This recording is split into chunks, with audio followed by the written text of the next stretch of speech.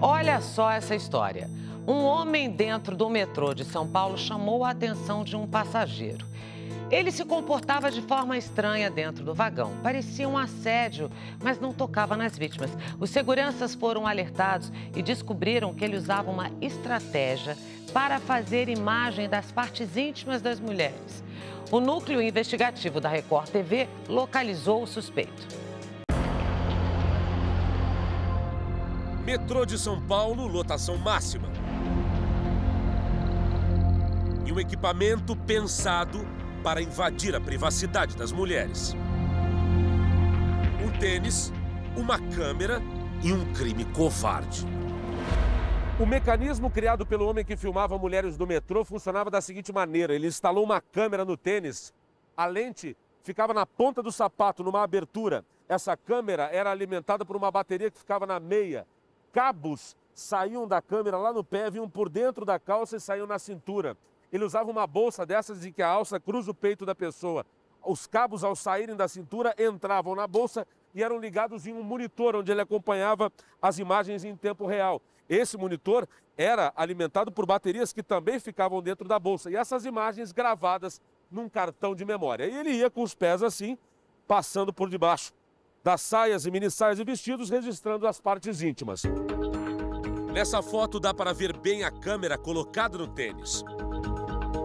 Os fios passam escondidos por dentro da calça. Na cintura, a bolsa cruzada no corpo ajudava a esconder a fiação.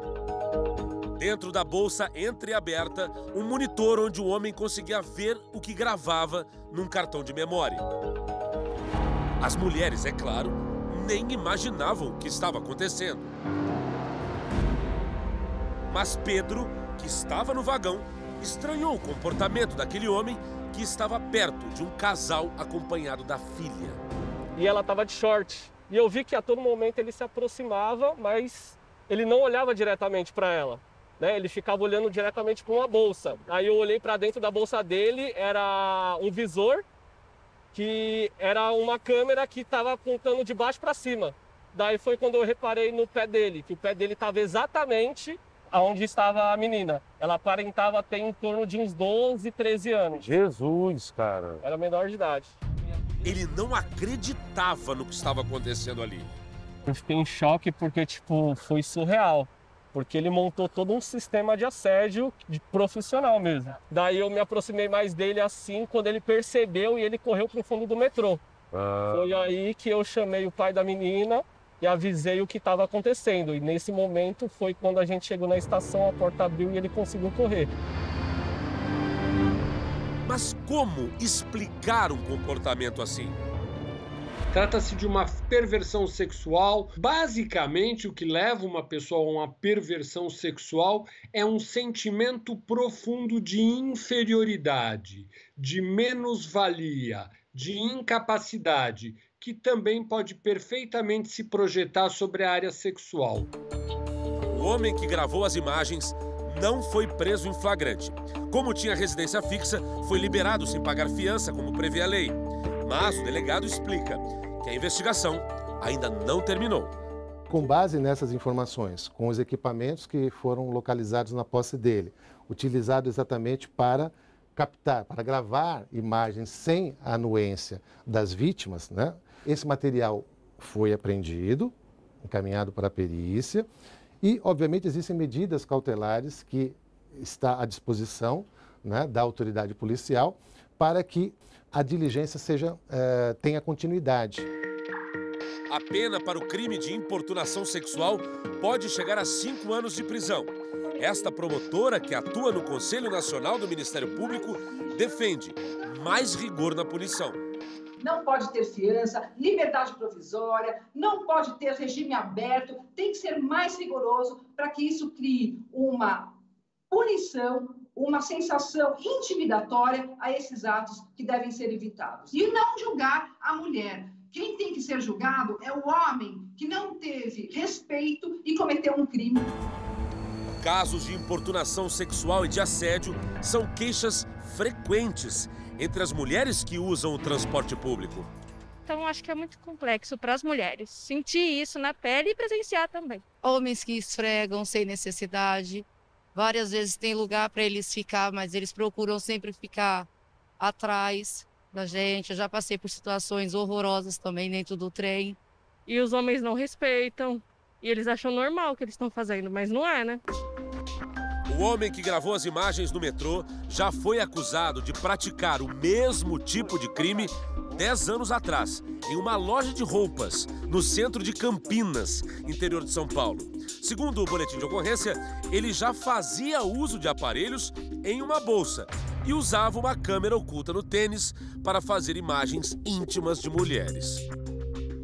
Nosso produtor esteve em Campinas e conversou com vendedores que conheceram o homem. Eu lembro de um cara que me pegou uma vez filmando.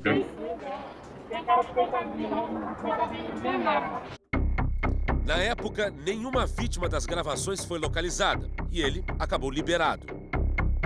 O núcleo de jornalismo investigativo da Record TV foi até o endereço que ele forneceu à polícia, mas o número não existia. Descobrimos que a rua era onde ele morava anteriormente e o número é o da casa onde ele mora agora. Falamos com vizinhos. Ele era uma pessoa que não tinha contato com ninguém aqui na rua, com ninguém na rua. Ele só cumprimentava, sempre saía com a moto dele para trabalhar, mas não tinha amizade. Uma pessoa normal e bacana, dentro do limite, bacaníssima. Na casa do suspeito, conversamos com uma mulher que se identificou como ex-esposa. Ela contou que os dois se separaram há 1 ano. Eu tô agora ajudando ele, fazer 30 pedidos, né? Tá bem baseado, né? E daí soltou ele lá, né? Um advogado para ver o que tá, tudo bem. Encontramos o homem na porta da empresa onde trabalha. Tentamos falar com ele no estacionamento, mas ele negou que fosse o suspeito acusado de gravar imagens íntimas no metrô. Foi você que foi pego sábado lá em São Paulo, né? Não? Outros casos desse tipo já viraram notícia. No começo do ano, um professor de história em uma escola tradicional de São Paulo foi preso em uma mega operação contra a pedofilia. Ele confessou que produziu mais de 300 vídeos íntimos de meninas com idades entre 10 e 17 anos. As imagens foram feitas durante as aulas. O professor escondia a câmera em caixas de remédios com furos. No ano passado, um dentista usou um chaveiro espião para filmar as partes íntimas de uma adolescente de 14 anos. Ele foi preso em flagrante dentro de um supermercado da capital paulista. Esta mulher não vai se identificar. Ela foi vítima de importunação sexual na empresa onde trabalha. Quando eu fui utilizar o banheiro, eu entre a parede do banheiro feminino e masculino, tem um vão. E entre esse vão, eu vi um vulto a primeira vez, e aí achei que só era um papel. Mas depois eu vi novamente e eu olhei para trás. Na hora que eu olhei para trás, eu vi um celular. Aí eu peguei... O celular no vão da parede. No vão da parede.